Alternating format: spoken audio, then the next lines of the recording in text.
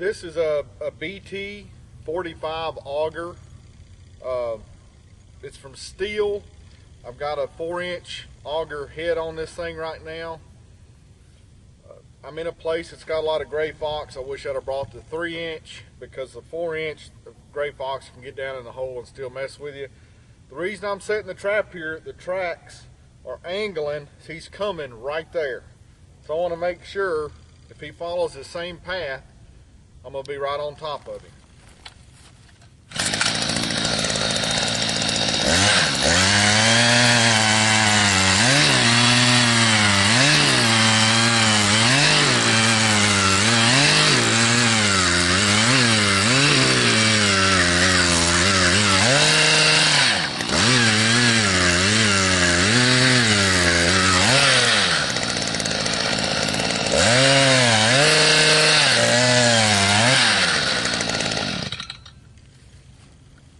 The reason I use the auger, in my opinion, is it's quick, it doesn't weigh very much, it doesn't use very much fuel, and it allows me to get dirt holes that are clear up to my elbow. And you can do this with a shovel, but your energy, what's your energy worth to you? That's the way I look at it. The money I spent on this, if you've never seen one or priced one with the auger bit, it's going to be somewhere around $450. That's a lot of money, but I've had this for 3 or 4 years now, and if you break that down over how many sets I've made with it, it's really cheap if you compared to how much energy it takes to dig a hole like this.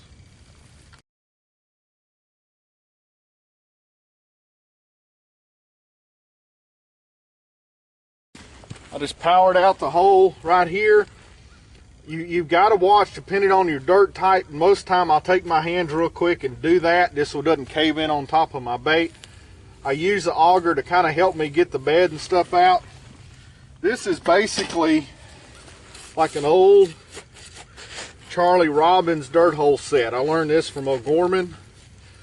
Probably not doing it exactly the way the original set was, but once you do this set a lot, it's really fast to get in, and it's got some good advantages for production style trapping. It's got a lot of eye appeal. It's near impossible for something to get down in here and get your bait, so if they want what you have, they're gonna have to play a lot of time right here. This is gonna be on an angle, so if we do get a little bit of rain, it's gonna go into the hole, not sit on my trap. A good oily bait or lure, it's still going to work even though you've got some water in there with it. Trap I happen to be using right now is a KB 5.5. Take the wolf fang.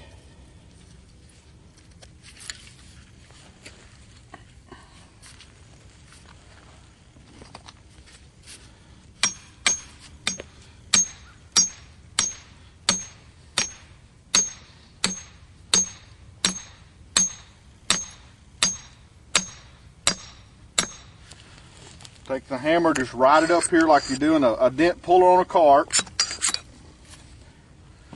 No matter what stake you use, always set the stake. So you're going to pull where you feel it turn, take your hammer, always beat this hole back in. Make that solid. If we get a lot of rain, it'll go down where the cable is. It'll wash out, and sometimes, no matter disposable stake or not, it'll allow something to get pulled. You don't want that.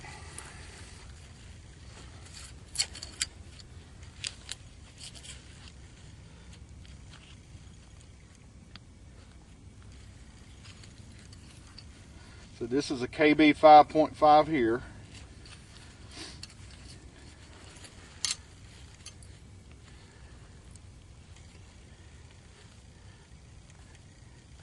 The trap is a little bit on an angle right there. Cable sticking up a little bit, no problem. I'm going to fill this in some with this dirt. I'm going to go get some more dirt off the back of the Jeep. This has got a lot of clay in it I can feel. I don't want a lot of that touching the trap.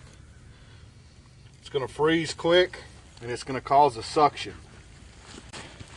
Okay, now what I did is I keep some dry dirt with me at all times. I dig it out as I find it. It's getting down close to freezing at night here. I don't want to have the real wet dirt up here touching anything. When you really push down on these jaws, it'll pretty much set that trap. Normally I use peat moss, but there's a lot of skunks on this property, and they seem to keep finding that peat moss.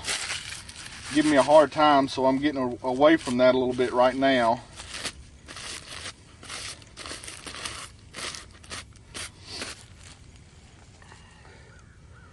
Take a stick and run down this jaw side just to get him in here over the actual kill part of this trap a little bit.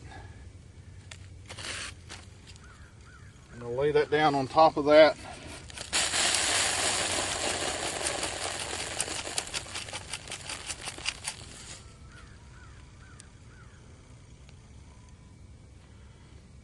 I'm going down to find this pan. Once I've got the pan, I'm going to pack.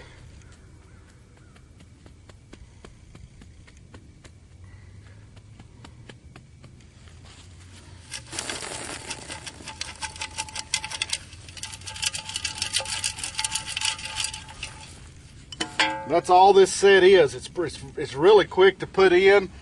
It's really hard for the animal to get the stuff out. I don't have a step down at all per se, but it does kind of slope that way to help if I do get a little bit of rain. All this dirt from the auger is somewhat of a backing, but it's really not needed. Now I'm going to take some bait, which I always get the popsicle sticks from Walmart or whatever. You can buy a whole pack of them for just a little bit. This is federales here. Just going to put it down the hole.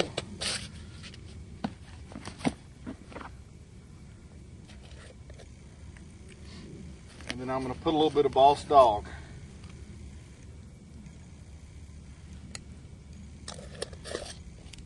That set's complete. There's no reason to sit here and have to piddle and fart around and do a bunch of stuff. If you're going to be on a lot of different properties, pick one type of set and just get where you're good at it and do it over and over and over again. But this is, when I'm going to do production style trapping, this is a set that I repeat over and over again. Works on near about everything.